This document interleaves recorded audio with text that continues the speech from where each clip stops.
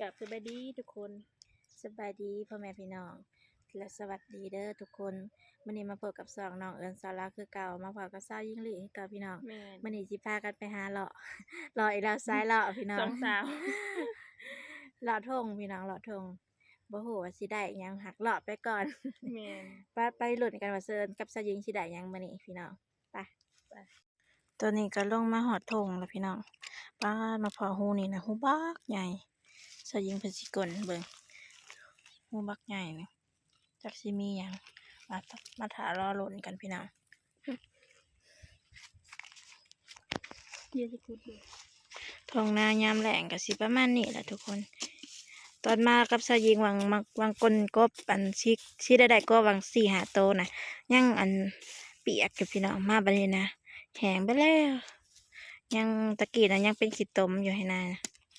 มาบัดนี้นะแห้งกระแดงไปแล้ว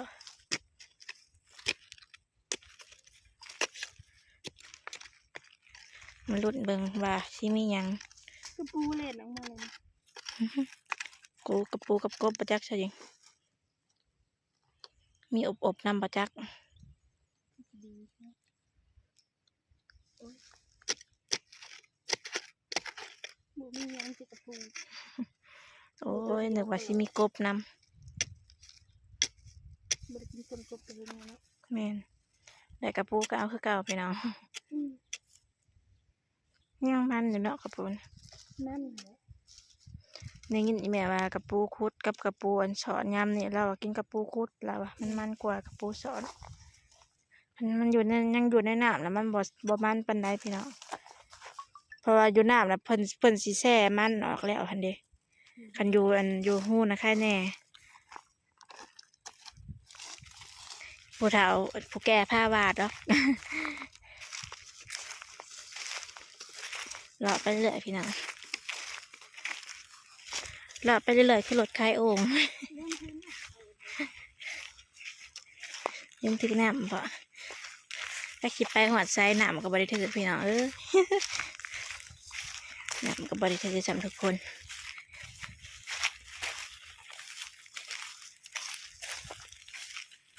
เลาะมาเรื่อยๆตอนนี้ก็มาหอดอันความมาพังพี่เนาะความห้องมาพังพี่ก็สิเป็นนาข้าวสลัดเมื่อกี้ได้เห็นแม่สลัดอยู่รีบๆจากเราไปทางไหนละปาดมาเลิกไทยสยิงจะสิกลเทิงยุบใหม่บักยาวๆน่ะก็ยังแง่ลงบักจนรีบใหม่พี่น้องหักเปียกได้ จมบ่แม่นมันเลิกได้นี่บ่แม่นดอกจ้าตัวเลิกแห้งอันนี้ บ่ไหวพี่น้อง บ่ไหว หูนี่เด้อตัวคือกันบ่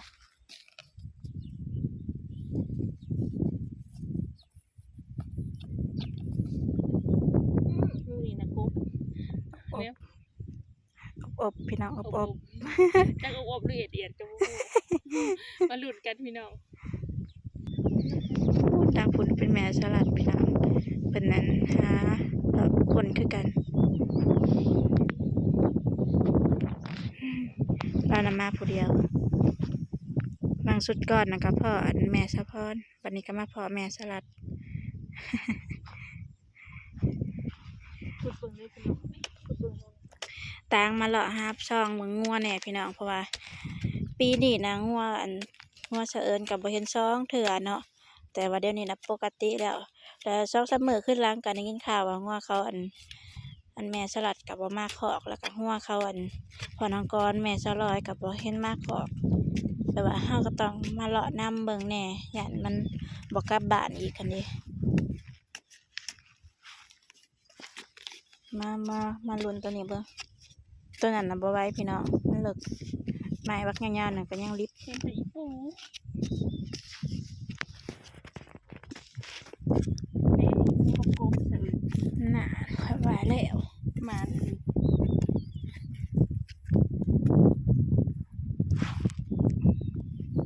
นี่พี่น้องอันคือกระปู ว้าว อันนี้คือกบ กระปูกับกบอยู่นำกันพี่น้องตัวเดียวนี่บ่นอนกัน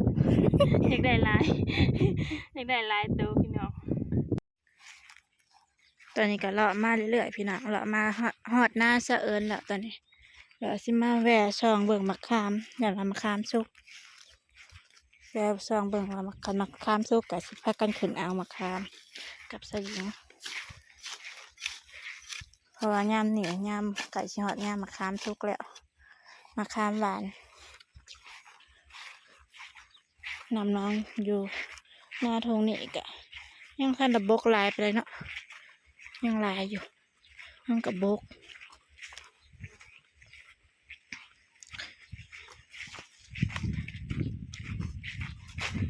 โอ้ยละต้นขามทั้งหนาพวก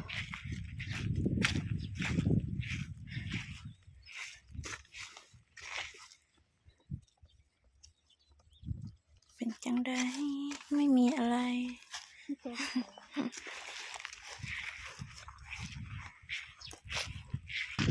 หอดแล้วทุกคน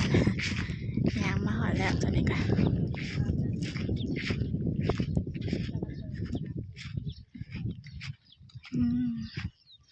เบิ่งช่งก็คือชิชุกอยู่ได้ชายหญิง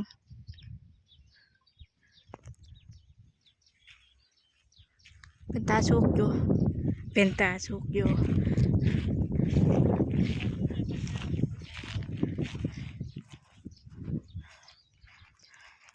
ดกอยู่พี่น้องปีนี้ค่ะอันนี้สิเป็นต้นมะขามที่หวานกว่าทุกต้นเกิดแม่ชายหญิง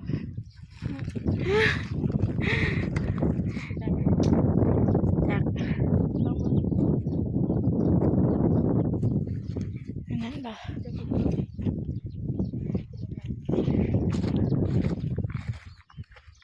ไปเบิ่งเด้อกรอกก็เยอะขัดเชียงกรอกมันชุกแหละน่ากรอกพี่น้องสังเกตมะขามง่ายๆสั้นกรอกกันแสดงว่าเพิ่นชุกนะเพราะว่าเนื้อเพิ่นมันหุ่มกันแล้วมันเบาติดกาบพันเด้ติดเปลือก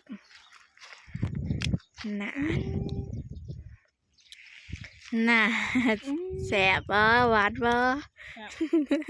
ได้ยินแล้วพี่น้อง ครั้งแรกของปีพี่น้องเพราะว่าต้นขามต้นนี้นะสิชุกก้อนหมูเป็นก้อนหมูแล้วก็ชุกก้อนหมูใบขาวพี่น้องแสบแล้วคันใบขาวนี่ก็ได้เอาลงมาลงมาเอาขาวมากันสองคนพี่น้องช่วยกันสลินชวนสลินแล้วเพิ่นบอกว่าเมื่อเพิ่นสิจะไปบ้านยังก่อนบ้านคืมไปบ้านคืมจะเพิ่นมีเวียกแล้วแหละโอ้ยแค่ทุ่งเสือเด้อพี่น้องผู้ใดใจดีก็มาขืนมาค้าเชาเอิญก็สยิงว่าเสียมาเด้อมาขืนมาค้าให้ชาวยิงเชาเอิญเด้อทุกคน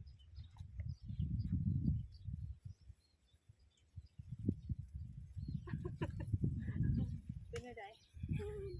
เจ็บมือ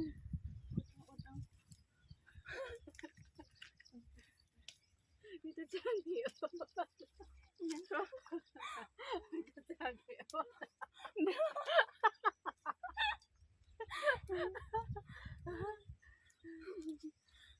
ดี๋ยวใส่ถุงมือหนังจะไปเจอดึงเองนะ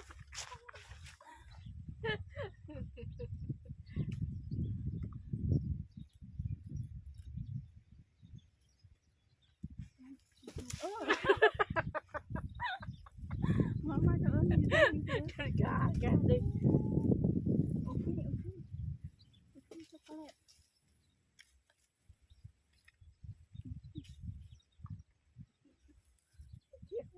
เอาพ่อเดี๋ยวต้องเสือเลยเอางาไหมพ่อตาตะเมื่อยพี่น้องกลัวที่ได้ให้เต็มท้องเสือสยิงทุกคนปาดมือเสือนะพี่น้องเป็นแดง เมื่อยจอง สิดังซีมเหมือนกันเพิ่มพี่น้อง เพิ่มจน ลองสิซีมมาบอกมางามาพี่น้องเป็นเดกระปุกแก้วข้าเจ้าพี่น้องเขามาหลักสิทุกคนกันซองกระปุกปุ่นได้แก้วปุ่นนะ มาทำร้านกันมากินเผ็ดนะมันดึงจัง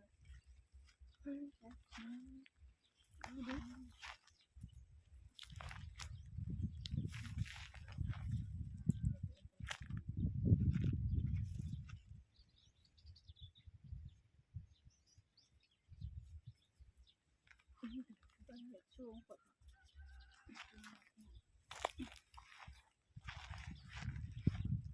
ช่วงกดบ่ช่วงเรื่องบ่เพมันทำบ่เพมันเนาะถูกว่าบ่เพถามพี่น้อง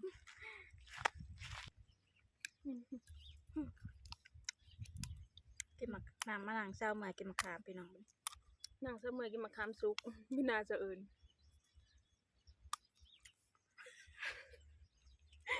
ฉันเอาในมะขามกันแล้วก็ไม่เต็มหัวพี่น้อง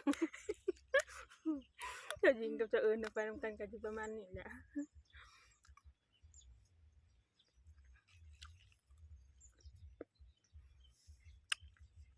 แซ่บ หวานเนาะหวานผันนวลหลายๆเนาะๆ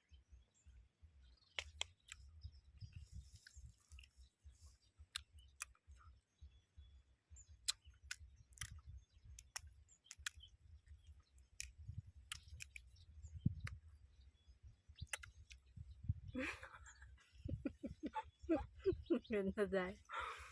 คนมะขามบุติดปะ นางโยนกินมะขามแล้วก็มะนางอันต้นใต้ต้นห่มมะขามห่มใต้ต้นมะขามบันไดบรรยากาศขนาดเนาะใบใส่เขาเด้เนาะจะสิแซ่บ ห้อนเนาะ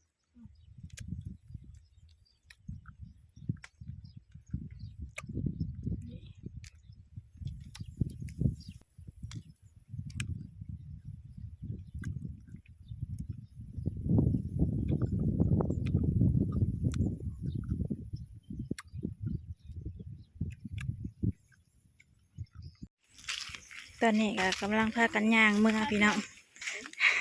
แล้วกำลังพากันย่างเมื่อเช้าเมื่อยแล้วก็พากันย่างเมื่อบัดนี้